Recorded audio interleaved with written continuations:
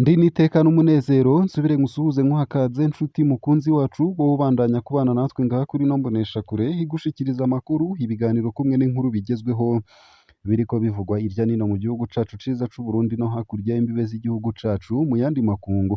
Ndaguhaye kaze, ndaguhaye mwiriwe neza canke mwaramutse bivanye n'aho udukurikira uherereye. Wowe udukurikira uri mu gihugu c'Uburundi ndaguhaye mwaramutse neza, ndetse nawe udukurikira uri hakurya y'imbibe z'igihugu c'Uburundi ndaguhaye mwiriwe canke mwaramutse bivanye n'aho uherereye. Ico utegerezwa gusa no gufyonda sabone canke subscribe nawe utaravyondako, hama ukabandanya ushikirwa n'amakuru, ibiganiro kumwe n'inkuru tubandanya gushikiriza. Ano makuru rero harabafatiye ku ngingo nkuru nkuru zikurikira. Abantu batatu barishwe mu minsi itatu mu ntara ya Cibitoke. Abantu batatu barishwe mu kiringo c'iminsi itatu mu makomine ya Buganda ndetse na Rugombo mu ntara ya Cibitoke iri mu buraruko bushira uburengero bw'Uburundi.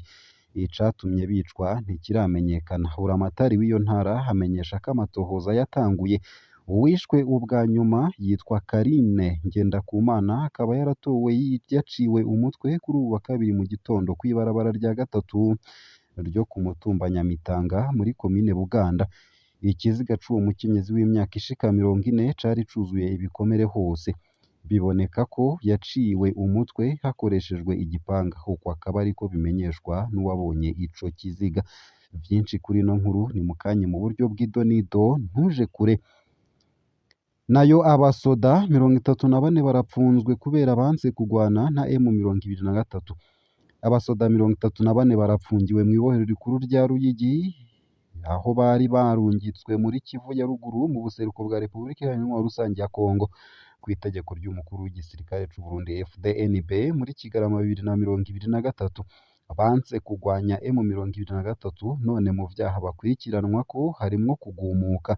Abo bapfunzwe bava mu makamba atandukanye, bahagaritswe kw'itegeko ry'umukuru w'ibiro bikuru vya gisirikare kuwa 9 Kigarama mu mwaka uheze, nk'uko baduhaye amakuru babivuga. Vyinshi navyo kuri iyo nkuru ni mukanye mu buryo buramvuye.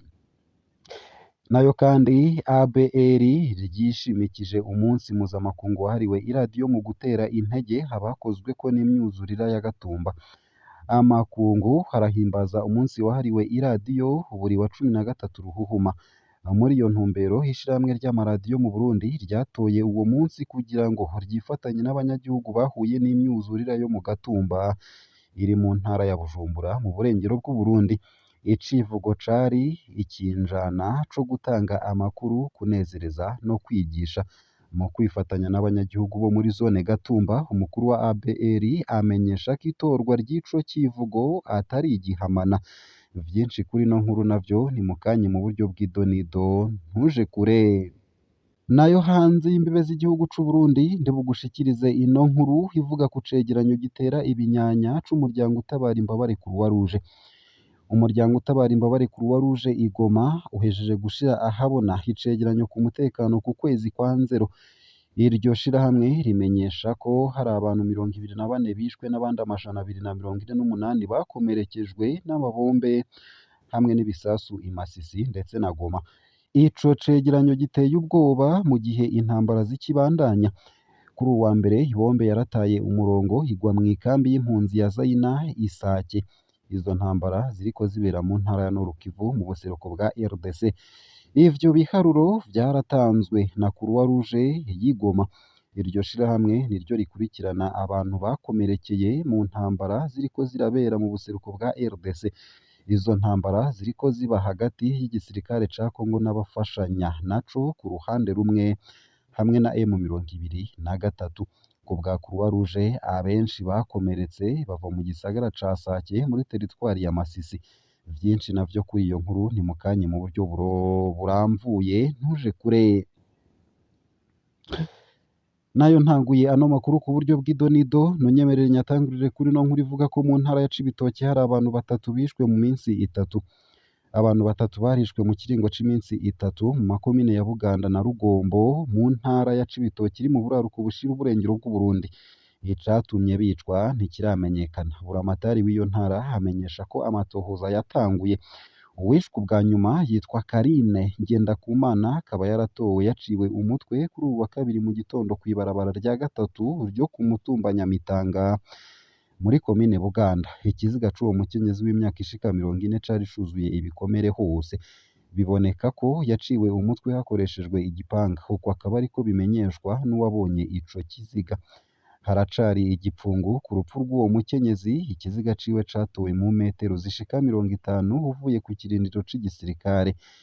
Ikindi kiziga caratowe kw'ibarabara rya gatatu ryo ku mutumba Gasenyi Centre muri iyo komine nyene. Yaramenyekanye ni Justin Bucumi. Uwo yishwe yacumagujwe isipiri mu mutwe. Ivyo ntibimenyeshwa n'isoko mu buvuzi.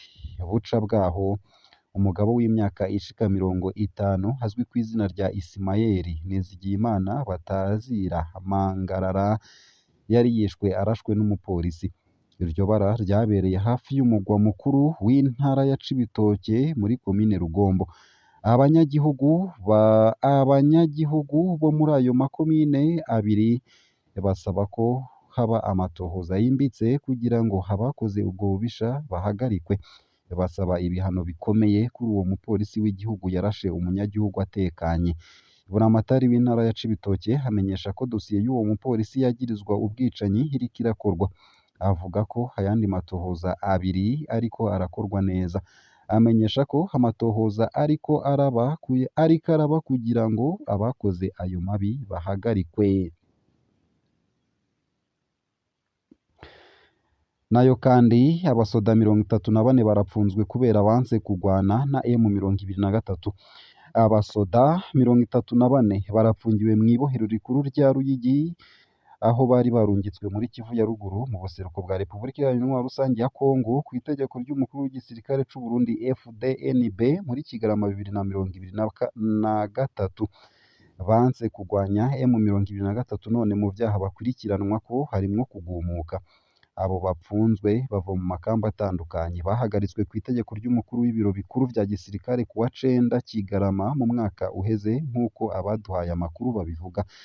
Bamwe muri bo batanguye gupfungirwa mu gasho k'igipolisi ca gisirikare i Bujumbura ku mugwa mukuru w'ubutunzi. Abandi bajanywe mu busho bw'amakambi y'igisoda ya Mujejuru mu ntara ya Cankuzo, ku Muzinda mu ntara ya Bubanza mu Burengero.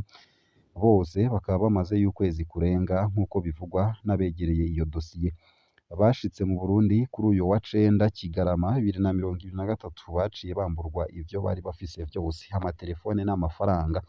Amakuru dufise akaba avuga ko bamwe baborejwe igufa.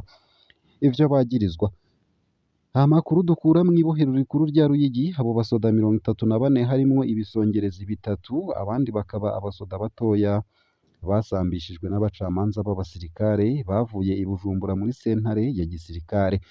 Bategerezwa kuzofata ingingo yo kubagumiza mu munyororo canke kubarekura. Bamenyeshejwe ko bagirizwa kugumuka no kwanga amategeko yo kuja mu ntambara, uko akaba ariko baduhaye amakuru babisigura. Abo basoda bari bamaze amezi arenga 7 ku butaka bwa Kongo, banse kuja hamwe n'abasoda ba Kongo. Bavuga ko ico gikorwa ca gisirikare kirimwo ibitumvikana na gatoya. Leta iratwihakana hagize uwupfirayo kandi ntitwemera kugwana twambaye umwambaro w'igisoda c'ikindi gihugu, umwambaro w'igisoda ca Kongo. Ikirenze aho nta rupapuro rwerekana ubutumwa tugiyemwo canke agashirukabute kuri ico gikorwa. Vyose ni igipfungu n'abasoda bagizwe imbohe. Abaturongoye barabihana. Muri Kigarama mu mwaka uheze umukuru w'igihugu Ndayishimiye yavuze ko bisanzwe ko abasoda b'u Burundi bicwa ku butaka bwa Kongo, kandi aremanga ko bisanzwe canke ko abatari ku murongo bahanwa iyo banze amategeko.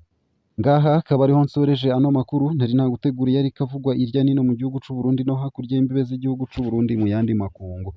Ndakwipfurije kubandanya uraroranirwa mu vyo uriko urarangura ndetse no kugira ibihe vyiza n'umunsi mwiza. Ico utegerezwa gusa ni ukubandanya kumwe natwe, ni ukumanuka munsi y'ino video hamwe ugafyona imbere y'ijambo Isange TV, haraba handitse ijambo s'abonner canke subscribe bivanye na YouTube ukoresha. ku gukoresha YouTube y'icongereza haraba handitse ijambo subscribe urafyondako, ku gukoresha YouTube y'igifaransa haraba handitse ijambo s'abonner urafyondako, hama udushikirije intererano yawe yo kuja turakuronsa ibiganiro, inkuru n'amakuru tubandanya gushikiriza binyuriye ngaha kuri ino mboneshakure imwe rudende ibigutohoreza hama ikabigushikiriza byose uko vyakabaye kamwe ku kandi mu buryo butosoye kandi butomoye hatana kamwe kavuyemwo. Ndakwipfurije kubandanya uraroranirwa mu vyo uriko urarangura no kugira ibihe vyiza n'umunsi mwiza.